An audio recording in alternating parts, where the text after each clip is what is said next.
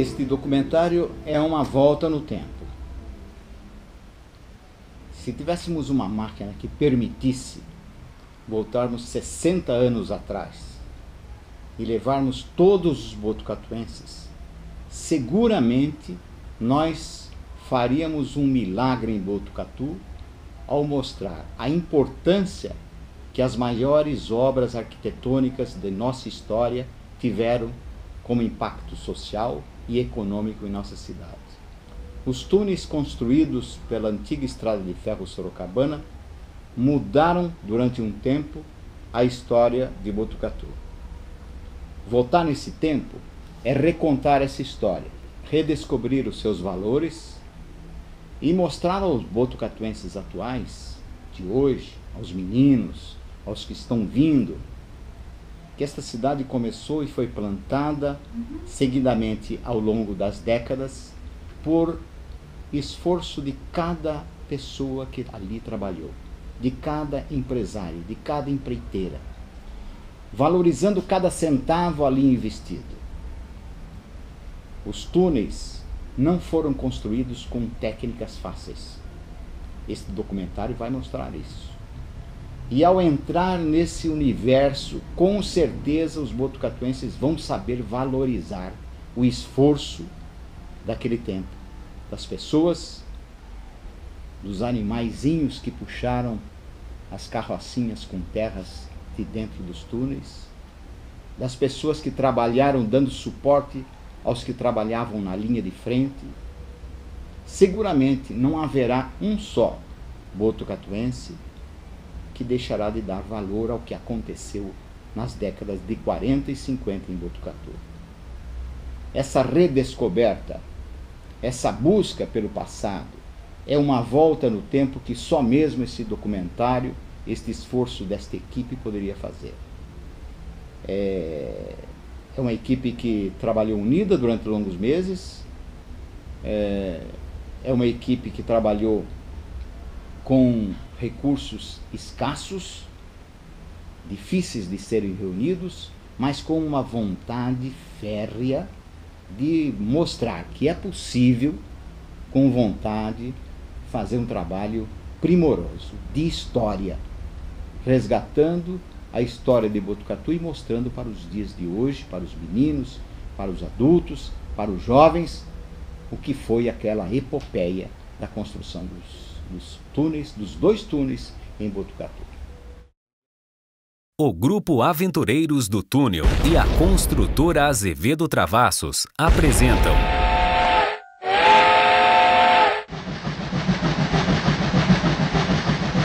O Túnel.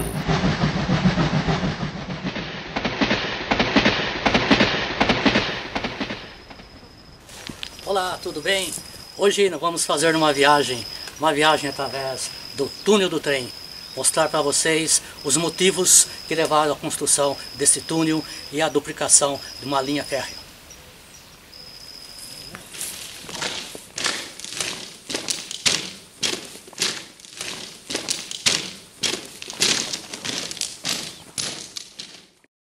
Os motivos que levaram a Sorocabana a construir um novo traçado férreo e a abertura de 2 túneis em Botucatu.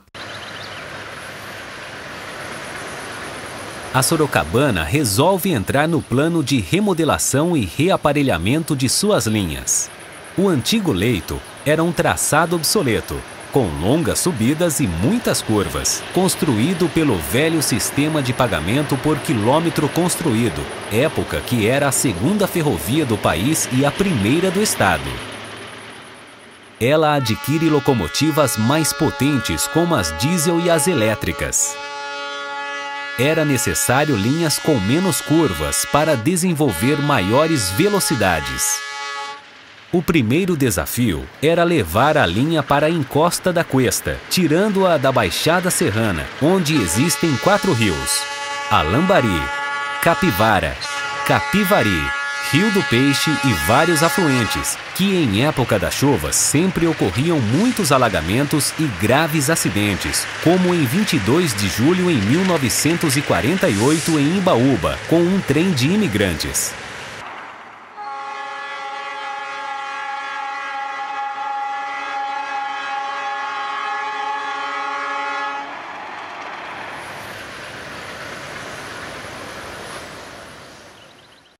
pequena história da antiga linha da Estrada de Ferro Sorocabana, de Juquiratiba a Botucatu.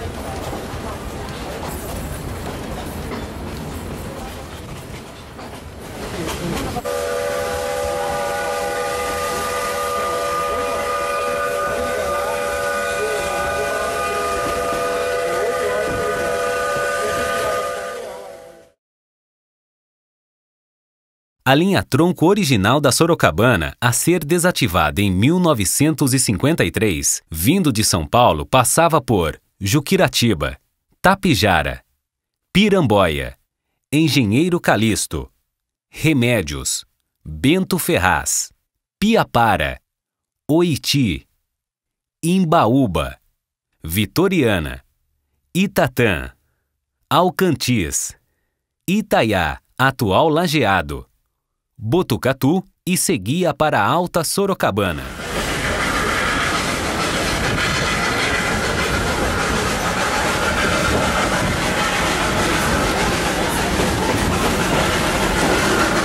Estamos aqui no antigo quilômetro 257 da Sorocabana, a famosa estação do Piapara. Daqui até a estação de Botucatu é uma distância de 38 quilômetros. E uma subida de 217 metros. Essa estação do Piapara tem a mesma característica da estação de Vitoriana. São 2 blocos e a plataforma no meio.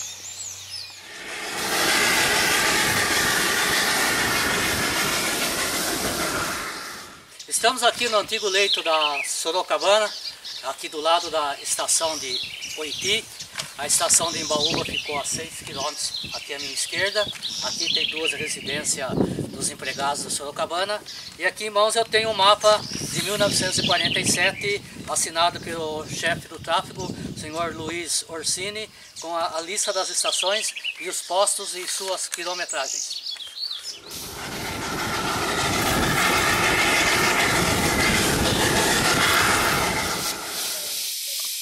Estamos aqui na ponte do rio Capivara, antigo leito da linha férrea.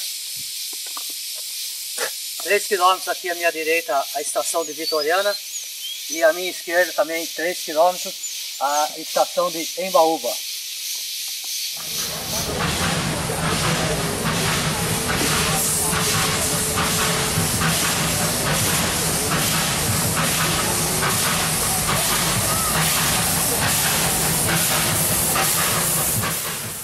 Bom, estamos aqui em frente da estação de Vitoriana.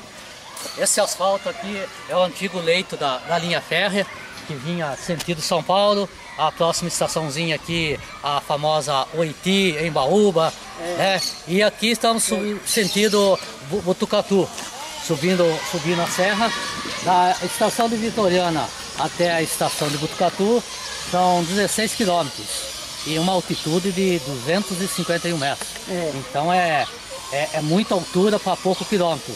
É por isso que, partindo de Vitoriana, de cada 4 quilômetros existia uma pequena estação, uma parada para, vamos dizer assim, para dar um fôlego para Maria Fumaça, até chegar em Botucatu.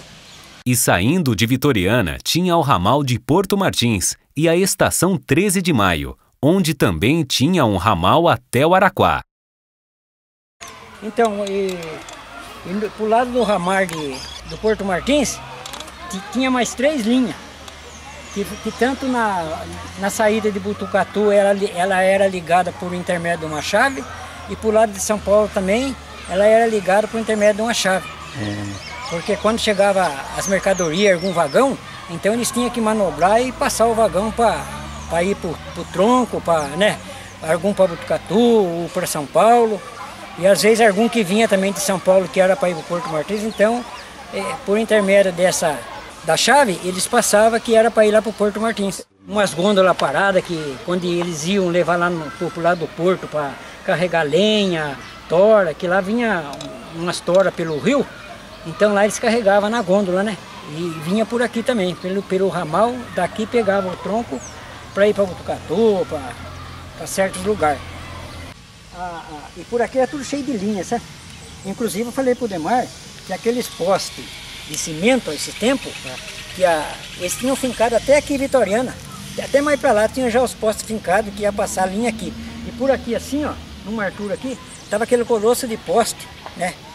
Tudo montado para eles fazerem daí depois resolveram cortar lá por cima do túnel, fazer o túnel, né?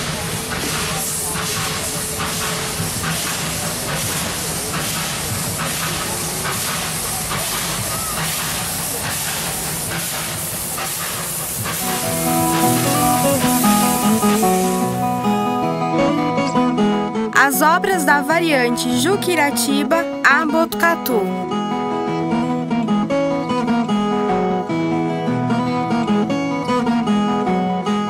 Com o novo traçado, algumas estações mantiveram seus nomes da antiga linha: Juquiratiba, Piramboia, Engenheiro Calixto, Bento Ferraz, César Neto, Engenheiro Romualdo, Apuãs, Iecobé, Belvedere, Botucatu e seguia para Alta Sorocabana.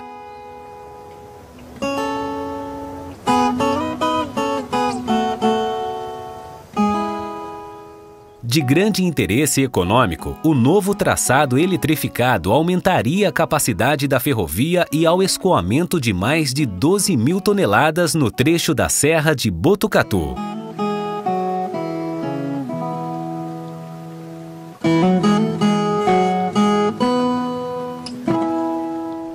Era grande o desafio, vencer o desnível, diminuir o tempo de viagem e a distância com a capital, trazer mais segurança para passageiros, cargas e tripulação e subir os 306 metros de desnível. Os bravos trabalhadores com pás e picaretas vinham abrindo caminho e o pessoal do avançamento assentando os dormentes e trilhos. E assim o trem vem serpenteando nossa cuesta e com um belo serviço de engenharia os obstáculos da topografia foram vencidos. Foi um desafio a construção dessa linha férrea e a abertura dos 2 túneis, numa época que não existia a tecnologia que temos hoje. Praticamente tudo era feito pelos braços de jovens trabalhadores e no lombo de animais.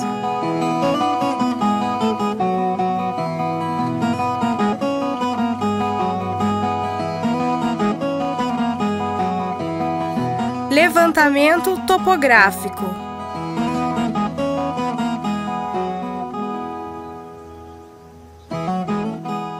O túnel é uma obra de arte subterrânea com o objetivo de ligar as encostas opostas e assim evitar grandes cortes dispendiosos.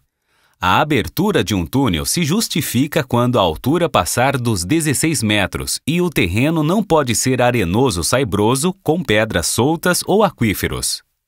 Os primeiros passos era fazer os indispensáveis estudos geológicos. No geral, usava-se de 5 a 6 metros de altura e 4 a 5 metros de largura em linha simples. Para a linha dupla, passar 9,5 metros de largura e 7,15 metros de altura.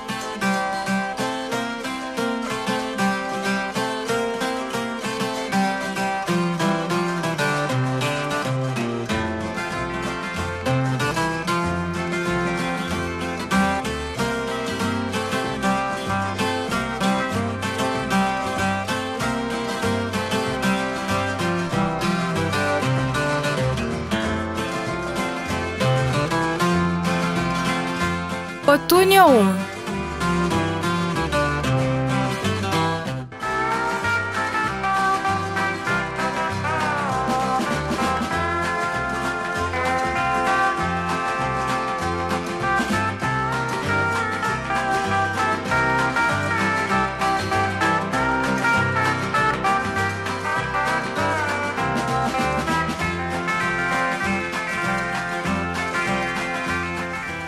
Essa é a rodovia Alcides Soares, quilômetro 4.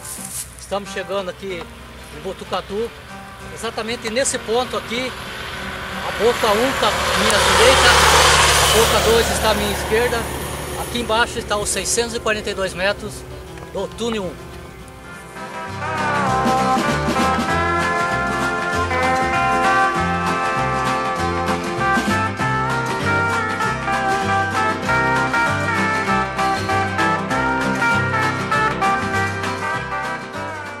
A construção ficou a cargo da firma construtora Francisco Azevedo Travassos e Companhia Limitada e das empreiteiras Oscar Americano e Prado Lopes. Seu comprimento é de 642 metros, possui 12 refúgios à direita e 12 à esquerda e 1.017 dormentes.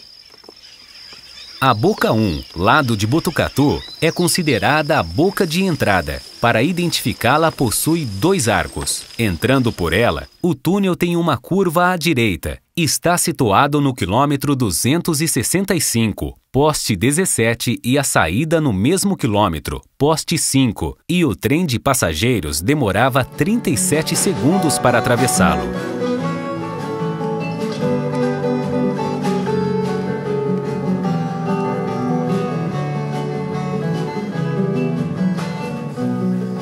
Estamos aqui num pedaço da fazenda Santa Clara.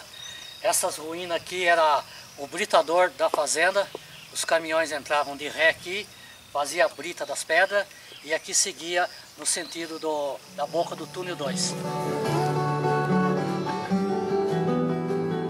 O túnel 2. A construção ficou a cargo da construtora Empresa Nacional de Saneamento e das empreiteiras Miguel do Vale e Geraldino de Lima.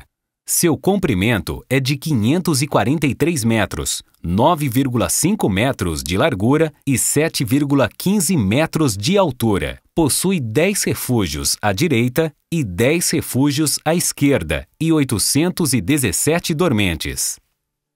A Boca 1, lado da Pedreira Santa Clara, é considerada a boca principal. Entrando por ela, o túnel tem uma curva à esquerda. Ele está sobre um dos mais altos espigões da cuesta, situado no quilômetro 261, poste 4, e a saída está no quilômetro 260, poste 7, e o trem de passageiros demorava 26 segundos para atravessá-lo.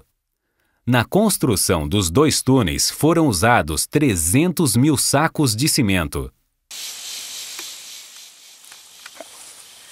Estamos aqui nessa estrada aqui que leva ao túnel 2, na Boca 1. Aqui era o caminho que passava os caminhões, que levavam os materiais, sacas de cimento, muito milho para alimentar os burrinhos. Obras realizadas.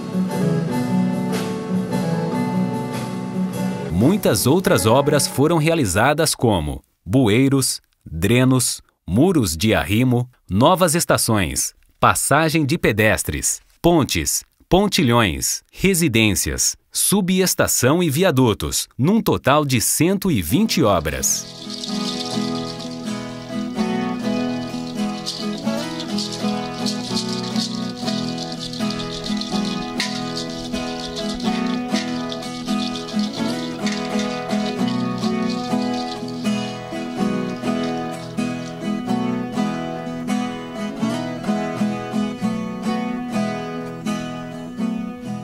Bom, aqui nós estamos na encosta de Botucatu. Aqui existia, como vocês podem ver depois aí pelas fotos, existia um acampamento, que era o acampamento dos encarregados, dos engenheiros, dos fretores. Várias residências, e na parte de baixo, depois da linha, existia o acampamento dos funcionários. Eram casas de madeira que sofria constantemente na época da chuva com as enchentes. E nessas ruínas aqui das residências, eu cheguei a encontrar um tijolo aqui de uma das casas com a letra AT, que na certeza era da construtora Azevedo Travassos, pois aqui nas imediações do Morro do Peru, Azevedo Travassos construiu o corte 6A e o 6B e a construção do túnel 1. Então certeza esse tijolo aqui da T, da construtora Azevedo Travassos.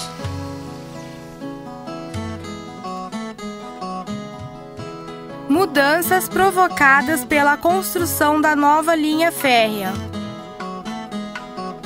A fisionomia de Botucatu começou a mudar com a chegada de muitas pessoas vindas de outros estados para trabalhar no novo traçado da Sorocabana. Homens, mulheres e muitas crianças vindo da Bahia, Goiás e Minas Gerais. Chegavam em caminhões Pau de Arara. Todos os domingos à tarde, o Largo do Para Todos recebia essas pessoas, e junto com os que aqui estavam era muita gente. O escritório da construtora Azevedo Travassos ficava nessa região. Muitos vinham com a intenção de ganhar carona até Botucatu. Dias depois abandonavam o serviço e partiam para São Paulo. Os acampamentos ficavam esparramados pelas encostas. Na parte alta, as casas eram de tijolos para os engenheiros, feitores e escritórios. Na parte baixa, que sofria constantemente com as enchentes, eram dos operários, casas simples de madeira e muitas vezes a lama impedia de se abrir a porta, tendo que sair pela janela. Eram muitos os acidentes de trabalho, doenças e acidentes provocados por serpentes. As enfermarias da Santa Casa viviam lotadas por esses trabalhadores. Eles vinham de regiões quentes e secas. Aqui sofriam com as chuvas e ventos constantes e eram cometidos por infecções. Alguns jovens médicos botucatuenses foram contratados pelas construtoras e empreiteiras para atender os trabalhadores e seus familiares. Dr. João Reis atendia os trabalhadores da empreiteira Miguel do Vale e Geraldino de Lima. Dr. Sebastião de Almeida Pinto, os trabalhadores da empreiteira Oscar Americano e construtora Francisco Azevedo Travassos. E Dr. Noé de Marche, os trabalhadores das empreiteiras Prado Lopes e Albertino Martins. O Dr. Delmanto era um médico que praticamente ficava 24 horas no atendimento, pois era um médico cirúrgico e atendia a construtora Empresa Nacional de Saneamento, empreiteiras Nenê Ferreira, Jesus Raposeira e José Francisco.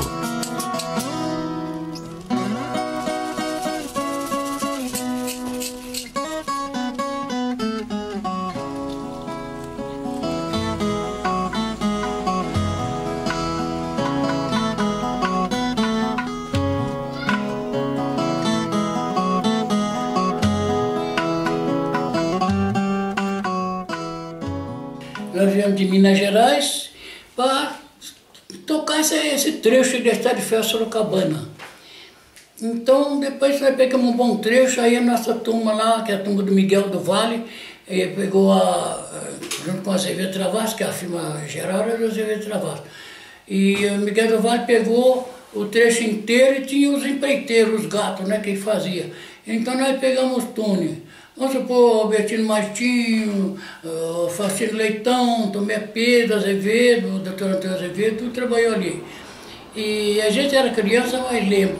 Eu trabalhava de pinante nessa época, e nós embocamos o túnel e vamos indo, vamos cortando. Quando dava na pedra, a turma furava a pedra com um aço, chamado barramina, que é uma pedra que não era muito dura, eles furavam com barramina, batendo e pondo água. Agora, quando dava naquela pedra dura mesmo, aí batia com a marreta e vai furando. Vai um dia inteiro para furar, aí 1 metro ou 2, né? E depois que furava aquela pedra, aí eles punham a banana de dinamite para explodir aquela pedra. A turma ficava longe, tinha os buracos do lado para esconder, explodia, tirava aquela pedra e vão para frente, vão cortando. Quando dava na terra que a gente vai avançando, quando dava uns 5 metros mais ou menos, aí trazia aquela forma de madeira e ferragem por cima e vão concretando. E aquele também vibrador não tinha, socava, né? E ficou bom, mas fazia assim. Primeiro era tudo assim. E fomos indo, fomos vazando, fomos furando. Agora uma turma pegava na boca de lá, vinha uma turma na boca de cá e a outra. E quando eu estava para encontrar, deu uma diferencinha pouca assim, porque vem de lá para cá, para o Bairro Show, outro daqui para lá. Aí quando a turma conseguiu furar um buraco, que dava para ver a turma do lado de lá e cumprimentava mão por mão e tudo, foi aquela alegria, aquela festa. Aí foi abrindo mais, quando deu passagem, que limpou tudo, que liberou tudo. Aí fizeram aquela festa, né, do lado de lá e do lado de cá. Então os empreiteiros enfeitavam aquelas carroças novas, os animais bonitos, bem arriados, arriata nova, tudo enfeitado com cipó de São João, que era época de festa junina, e bem bonitinho, bem enfeitadinho. As moças muito bem vestidas, uma vinha da boca de lá para cá, com a carroça, com a barriga cheia de carne temperadinha, no jeito passado lá de cá. E outra ia daqui para lá, cruzava no caminho, levando para lá aquele bastante engradado de cerveja, que naquele tempo vinha no saco a cerveja, não sei se vocês lembram, a cerveja, as garrafas tudo reforçadas e vinha dentro do saco. Levava a cerveja para lá e trazia carne para cá. E aquela festança de noite, baile, aquelas coisas, e fomos indo. Depois que liberou tudo, aí terminou também uma ponte de ferro que foi feito lá, a engenheira chamava Dona Sara. E a turma ia falando, será que aguenta, será que não aguenta, o viaduto está feito aí e tudo. Aí ela, como era engenheira, ela entrou lá embaixo e falou, pode soltar o trem. Ela entrou debaixo da ponte, ficou lá esperando, passou um trem, a 1019, com bastante vagões, boiadeiros, passou por cima, tudo. E até hoje está lá de pé, não caiu nada, que a engenheira garantiu o serviço dela. Foi uma coisa bonita, né? É isso aí.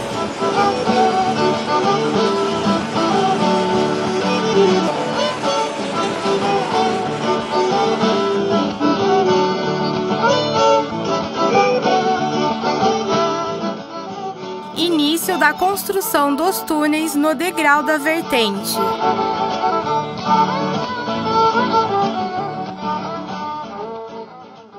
O trecho que maiores obstáculos ofereceram foi onde a configuração topográfica exigiu perfuração dos 2 túneis e a construção de 6 pontes.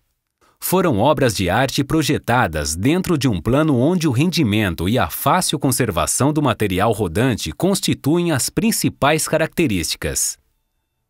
Os 2 túneis tiveram início de perfuração na mesma data, julho de 1945. A perfuração foi simultânea nas 2 extremidades para se encontrarem no meio.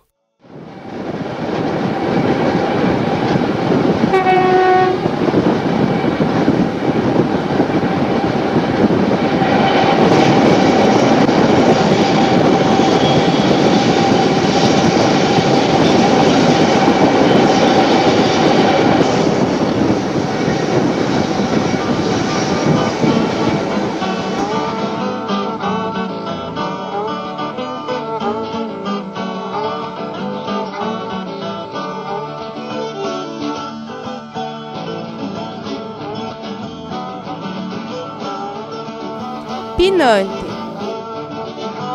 Então, como eu estava falando, naquele tempo a gente era criança, nós trabalhávamos de pinante. Agora, pinante, para quem não sabe, é as crianças que tocavam os animais, porque nós era pequeno, não podia pegar a ferramenta, então nós tocávamos os animais até a ponta do aterro e os animais com as carroças vazias de lá para cá.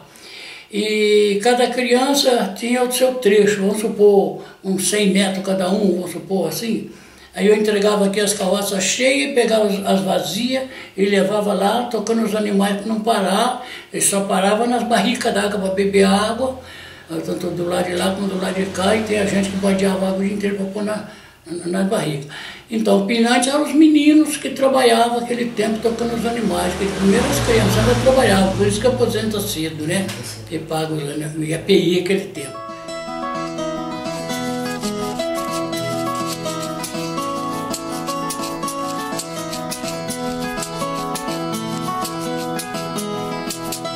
Métodos de perfuração de túneis.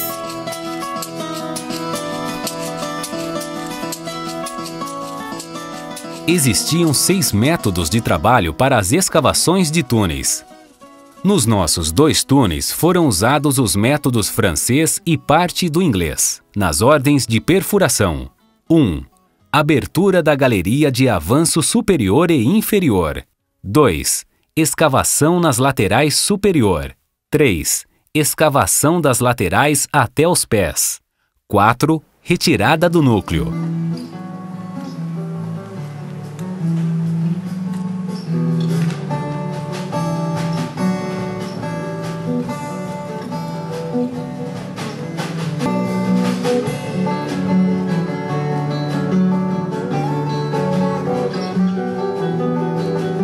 Método de escoramento.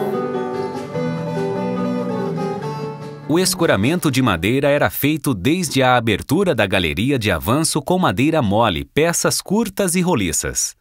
O revestimento era de concreto armado, que eles chamavam de concreto na forma, com espessuras que variam de 0,30 a 0,90 centímetros.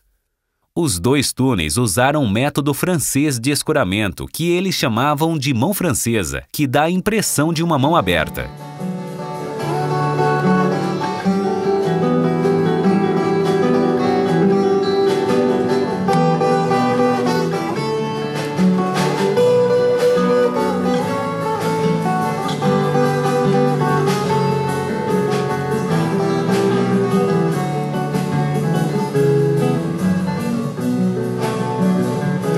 Contar um pouco do túnel 1.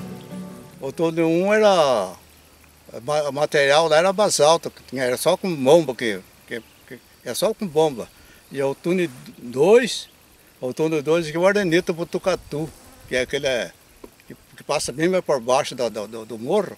Então ali não existe pedra, é tudo feito a ponteiro e a pá, né? A pá, a serramenta e o machado para madeiramento e o metro no bolso, isso é a nossa ferramenta para atravessar o túnel. Nós vínhamos a pé lá de Botucatu, tinha uma turma que trabalhava de dia, outra turma que trabalhava à noite na fundação do túnel. Saía até 3 horas da madrugada. E às vezes eu fazia o serão. Por que fazer o serão, Dodi? Fácil, eu ganhava mais 3 horas para ficar, apagava tudo da boca a luz do túnel. Acendia lá um pranchão lá daquele lá, ficava ali com o lampião naquele gasômetro até das 6 horas da manhã para ganhar mais 3 horas extra. Depois subia a serra, a serra a pé, mas Deus deu saúde, nunca a gente, para não dizer que eu sofri um acidente no túnel, eu finquei um prego no pé, só. Foi uns 4 dias lá do doutor Demonto, lá de acidente.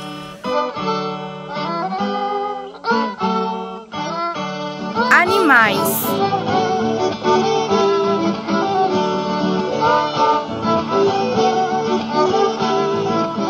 Alguns trabalhadores da construção do novo traçado eram donos de animais, burrinhos, que eram alugados para as construtoras e empreiteiras e seus donos ganhavam por dia de serviço de seus animais. Os tropeiros traziam os animais de Minas Gerais para vender aqui no estado de São Paulo, pois haviam muitas outras obras no estado que os usavam.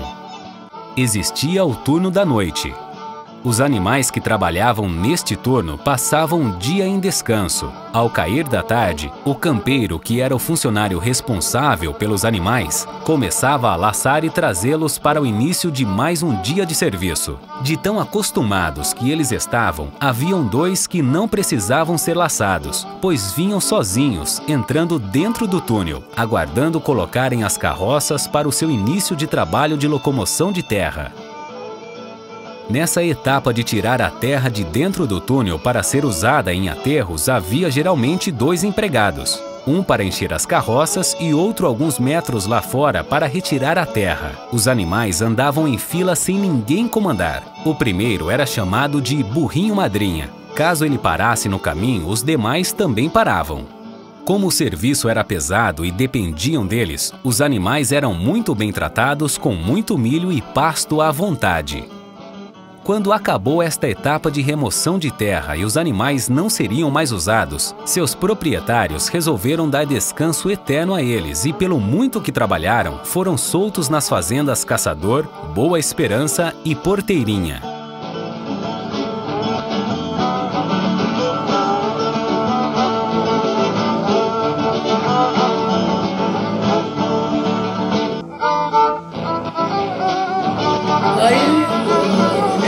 Que tinha bastante carroça, né? Todos aqueles empreiteiros encostaram ali onde era a Serraria Anônima, ali um pouquinho para frente. Ali ficou um bando de carroça encostado ali, que deu até enxame de abelha. Apodreceu lá, mas não deram, não venderam, deixou apodrecer lá, mas deixou lá para descansar, que trabalhou muito, e soltou os animais nos pastos aí. E tinha gente que ia cuidar dos animais, tirar os carrapichos, dar remédio por causa de carrapato, coisa, ração direitinho, não deixar só no capim. E tomar água, e os animais não vendeu e não deu trabalho. trabalhou bastante, morre no pasto, mas ficou lá. Mas não ficou abandonado não, porque eles cuidavam, né? Tinha veterinário.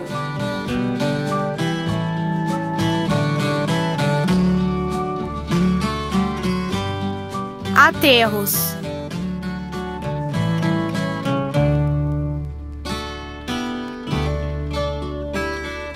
Então, depois que nós vazamos túnel, e mesmo antes que tinha a turma tocando os túneis, mas já tinha turma também cortando os cortes para frente de terra, que nem aqui na Vila São Luís, aquele aterrão ali. Aquele aterro ali, eu toquei burro ali debaixo daquele aterro ali, tem uma galeria quadrada lá, eu fui puxado o pé do carneiro com um boi para socar embaixo ali, e eu trabalhei ali com o tal de Soares, seu Soares, que Deus teve, meu morreu faz tempo. E daí quando nós tocava fora das pedras, que era um corte de terra, a gente levava o barranco na frente bem aprumadinho, tirava tudo da terra, e fazia uma vala de um lado aqui, aprumo, cortava a vala do lado de cá, aprumo, e cortava por baixo. Quando cortava por baixo, o barranco ficava pendurado. Se ele não caísse, aí tinha 2 paus que chamavam spec. Aí você fazia uma valinha bem apertadinha lá atrás, uma vala estreita, enfiava aquele spec aqui e o outro lá, e puxava. Quando você puxava, caía aquele tombo de barranco. Aí tinha terra para trabalhar aí mais de hora, para fazer um corte bom. E assim nós fomos, de pouco em pouco, fomos fazendo até chegar em Bernardino de Campos. Dali para frente já foi outro trecho que eu já não me lembro mais quem foram, que tocou dali para frente. O nosso foi até ali. E fizemos um servição.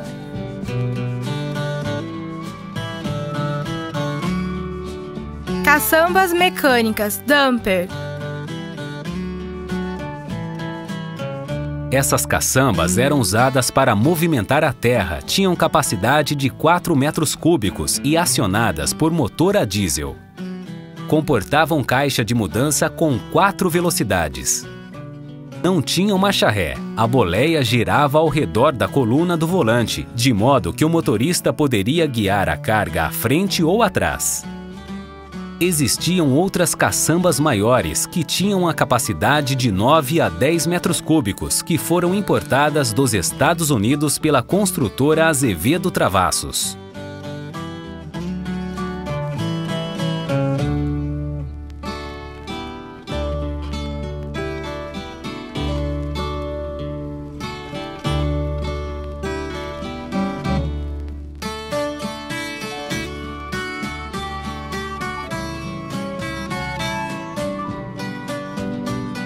Colaboração feminina.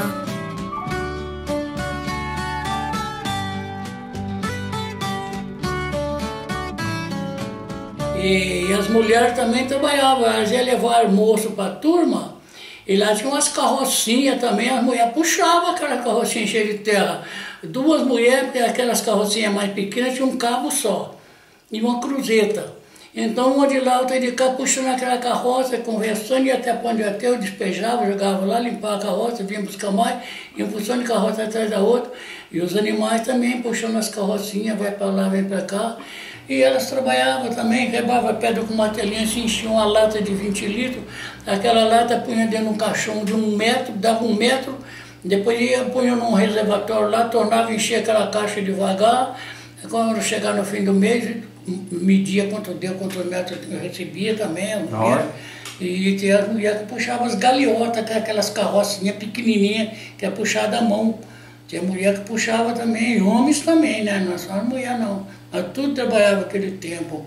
E nós pegava 6, 7 horas da manhã, às vezes pegava mais cedo, quando eu tinha alguma tarefa, a gente pegava mais cedo para largar mais cedo.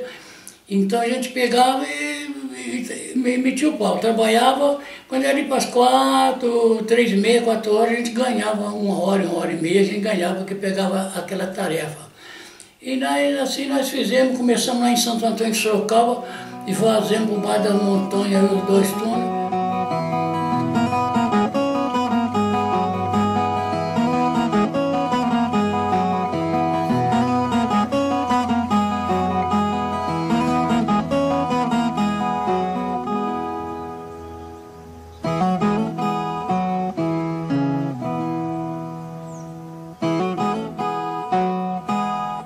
Cortes. Corte é o desmonte longitudinal a céu aberto, feito no terreno para dar passagem à linha. Os últimos cortes feitos pela construtora Azevedo Travassos foram perto do Morro do Peru, imediações do quilômetro 262, corte A6 e A7. Outros cortes a construtora passou para as empreiteiras Oscar Americano e Albertinho Martins. Esses trabalhadores dos cortes eram conhecidos como o pessoal do avançamento. Eles eram os que vinham na frente, fazendo os cortes e abrindo o caminho. Todo esse serviço era braçal.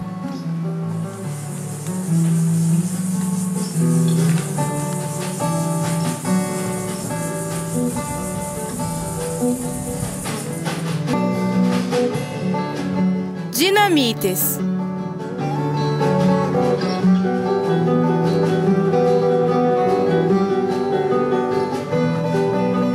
Como eu estava dizendo, quando a gente furava as pedras para explodir, tem lugar que as pedras, tem aqueles olhos de pedra grande que não dá para furar, a turma fazia o João de Barro.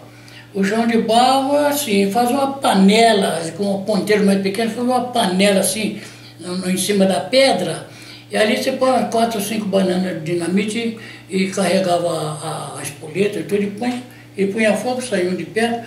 Aquilo explodia, aquela pedra precisa ser o tamanho que fosse, ela moía tudo.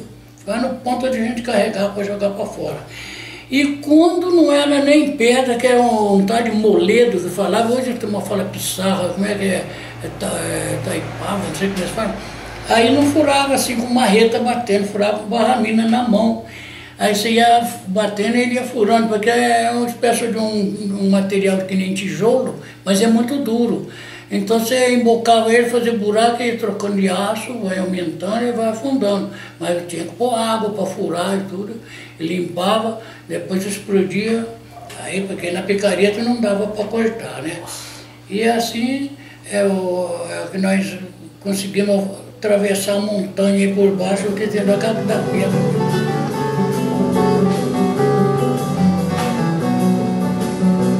Poço de ventilação.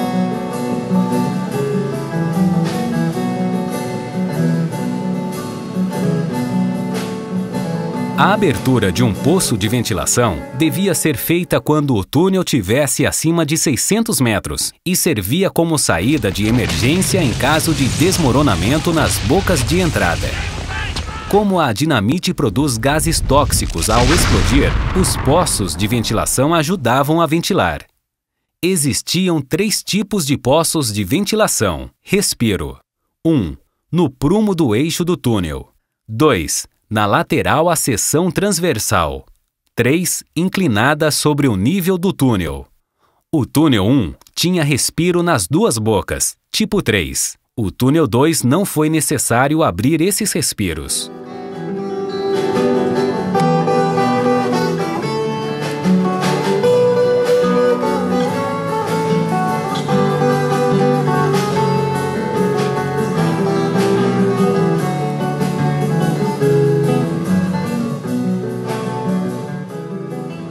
Vagonete.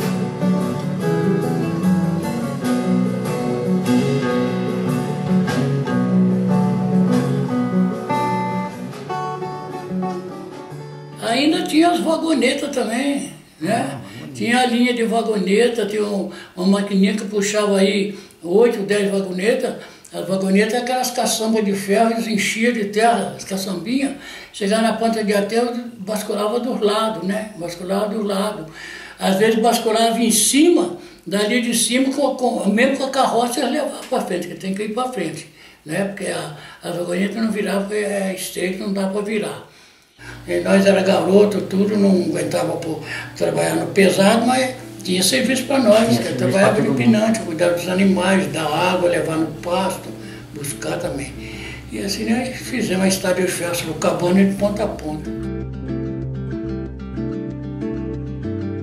Inaugurado o serviço de eletrificação da Sorocabana no trecho Juquiratiba a Botucatu.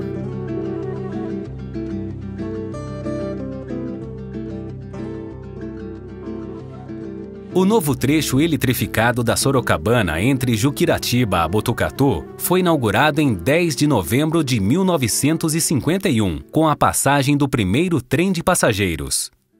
Antes, algumas composições de carga já tinham passado no novo trecho em caráter experimental.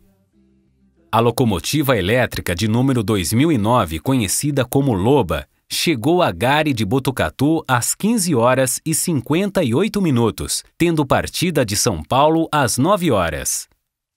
O novo trecho diminuiu a distância entre a capital e Botucatu em 27 quilômetros. Pelo antigo leito tracionado por locomotivas a vapor, a velocidade média era de 40 km por hora e pelo novo traçado e eletrificação da linha, passou a 72 km por hora.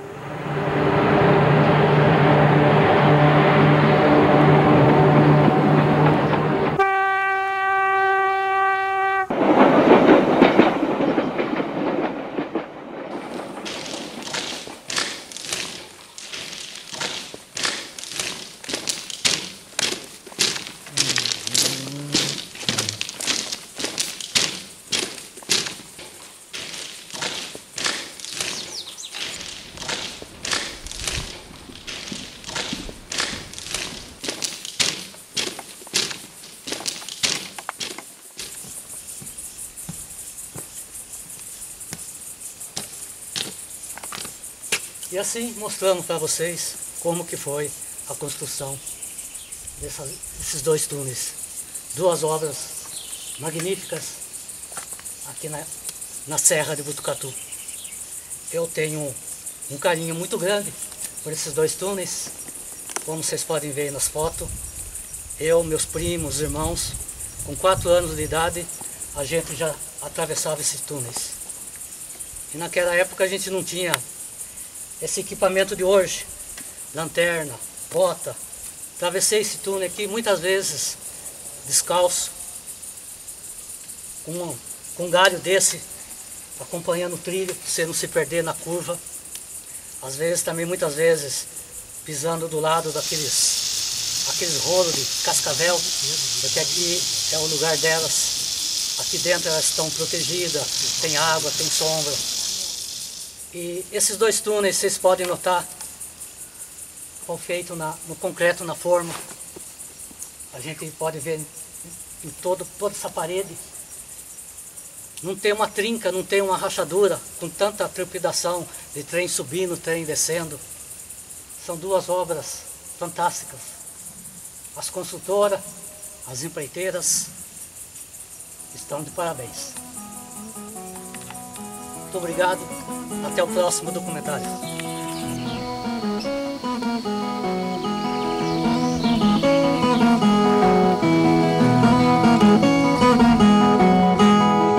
Mensagem.